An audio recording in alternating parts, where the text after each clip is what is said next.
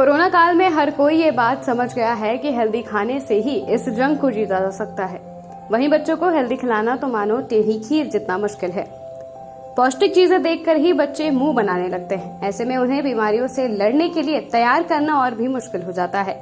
बच्चों का शारीरिक और मानसिक विकास हो रहा होता है, जिसके लिए उन्हें खाने में पौष्टिक चीजों की जरूरत होती है। पौष्टिक आहार में संतुलित मात्रा में कार्बोहाइड्रेट्स, प्रोटीन, मिनरल और कई तरह के विटामिन होते हैं।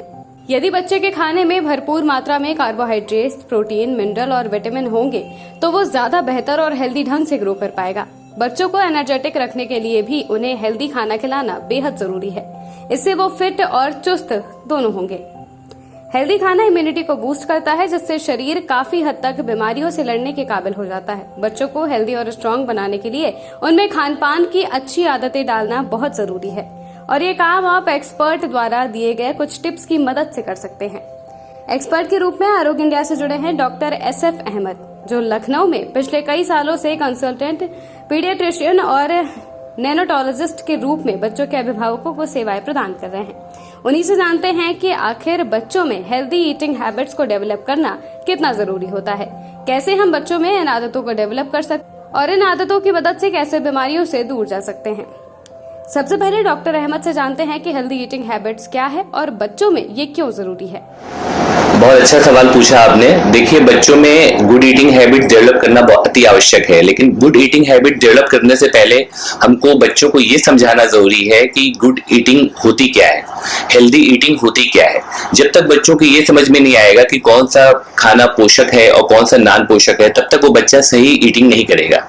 तो बच्चों को पहले पौष्टिक आहार और नॉन पौष्टिक आहार में फर्क समझाना जरूरी है। तो बच्चों को हमें ये बताना है कि जो भी खाना अपने नेचुरल फॉर्म में कुदरत की गोद से आता है, जैसे कि अनाज होता है, जैसे कि हरी सब्जियां हैं, जैसे कि फल है, वो ज्यादा पौष्टिक होता है और हेल्दी फूड कहलाता है, क्योंकि ये हमारे जिस्म को सारी जरूरत की न्यूट्रिएंट्स भी प्रोवाइड करता है। इससे बॉडी की इम्यूनिटी भी अच्छी होती है और इन फूड से बच्चों को कोई नुकसान भी नहीं होता है। वहीं इसके विपरीत वो खाना जो शॉपिंग मॉल्स में या दुकानों पर मिलता है, जो पैक्ड फॉर्म में आता है, जिसको हम लोग जंक फूड बोलते हैं, ये अनहेल्दी फूड कहलाता है। इसकी वजह ये है कि इसमें बहुत ज्यादा शुगर और बहुत ज्यादा फैट कंटेंट होता है, जो हमारी बॉडी के लिए बहुत ही हानिकारक होता है। बच्चों में खाना खाने की अच्छी आदतों को रूबरू करवाने की जिम्मेदारी माता पिता की होती है। डॉक्टर अहमद ने बच्चों के माता पिता को कुछ टिप्स भी दिए हैं कि कैसे बच्चों में इन आदतों को डेवलप किया जाए। देखिए, हम लोग क्या करते हैं अमूमन हेल्दी ईटिंग हैबिट्स डेवलप करने के लिए कि बच्चों को डांटना शुरू कर देते हैं, बच्चों को मारना शुरू कर देते हैं। उनको ये समझाने की बजाय कि ये खाना हेल्दी है और ये अनहेल्दी है, हम उनको फोर्स करना शुरू कर देते हैं कि ये यही खाना है और ये चीजें नहीं खानी है। जबकि बच्चे का मस्तिष्क जो होता है, मासूम होता है बच्चा, उसको वो चीजें खानी अच्छी लगती है जिसमें उसको स्वाद ज्यादा आता है और जो आसानी से खाना होता है। जैसे पैक्ड फूड, चिप्स, चॉकलेट हुए, ये आसानी से हर जगह मिलते हैं और बच्चा कहीं भी चलते फिरते इनको खा सकता है, खेलते कूदते भी खा सकता है। तो हमें यही समझाना सबसे आवश्यक है कि ये फूड हेल्दी है तो क्यों हेल्दी है।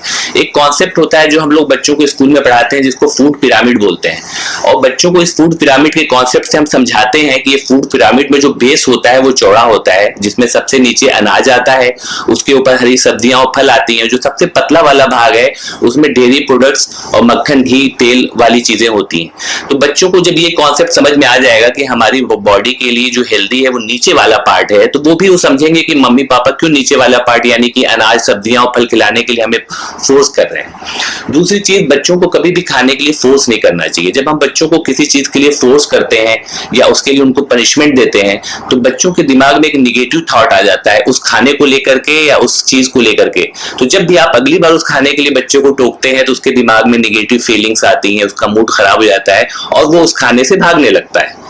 पहली चीज तो ये होगी। दूसरी चीज, अच्छी आदतें डालने के लिए हमको बहुत ही यंग एज में, जब बच्चा टॉडलर होता है 2 से 3 साल वाला, तो उसमें अच्छी आदतें डालने पे बच्चे के मस्तिष्क में वो चीजें बैठ जाती हैं।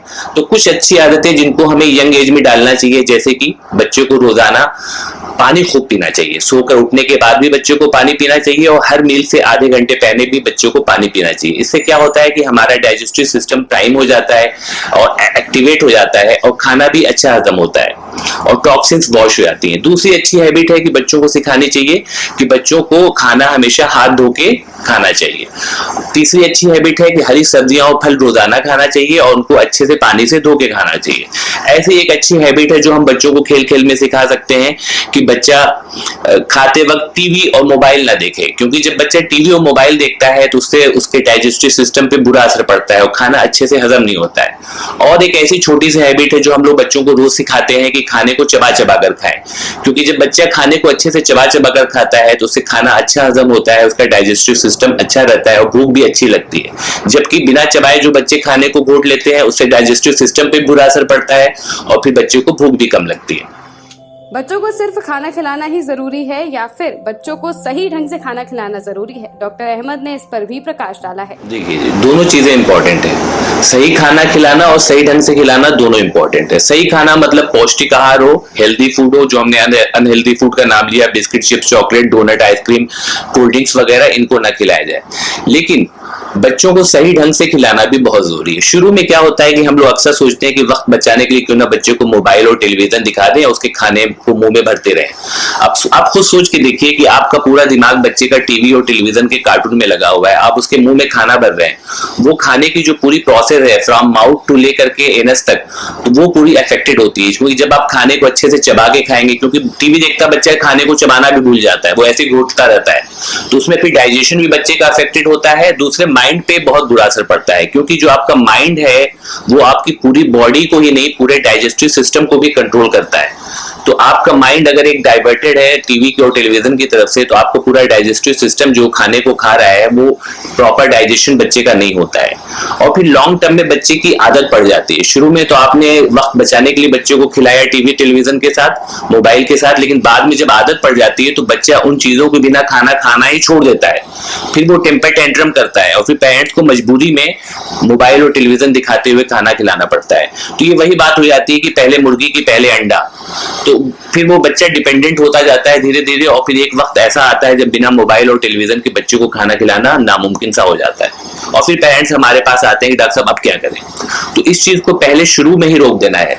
इस चीज को रोकने का एक बड़ा आसान तरीका है कि जब आप खाना खुद खा रहे हो डाइनिंग टेबल पे बैठ के, फैमिली के साथ खाना ग्रुप में बैठ के खाएं और बच्चों को साथ में उनके जो फीडिंग चेयर होती है उसको डाइनिंग टेबल पे लगाएं, साथ में उनको उनकी प्लेट दें और उनको भी साथ में उनका खाना खाने के लिए दें। इससे बच्चा टेलीविजन और मोबाइल देखने से बच जाता है। जब आप ग्रुप में बैठ के एक साथ खाना खाते हैं, आपस में अच्छी अच्छी बातें करते हैं, डिस्कशन करते हैं, हेल्दी डिस्कशन करते हैं, तो बच्चा भी खाने में इंटरेस्ट लेता है और टेलीविजन मोबाइल की मांग नहीं करता है। दूसरी चीज, एक चीज और कहना चाहूंगा यहाँ पर कि मोबाइल टेलीविजन को खाना खाते वक्त या खाना खाने वाले एरिया में रखें नहीं, इसको दूर रखें ताकि बच्चा अप्रोच करके उसकी डिमांड ना करे या बच्चा इसको लेना। बच्चों में हेल्दी ईटिंग हैबिट्स डेवलप ना होने की वजह से ओबेसिटी के मामलों में लगातार बढ़ोतरी हो रही है। कैसे इससे बचा जाए, इसको भी जान लीजिए।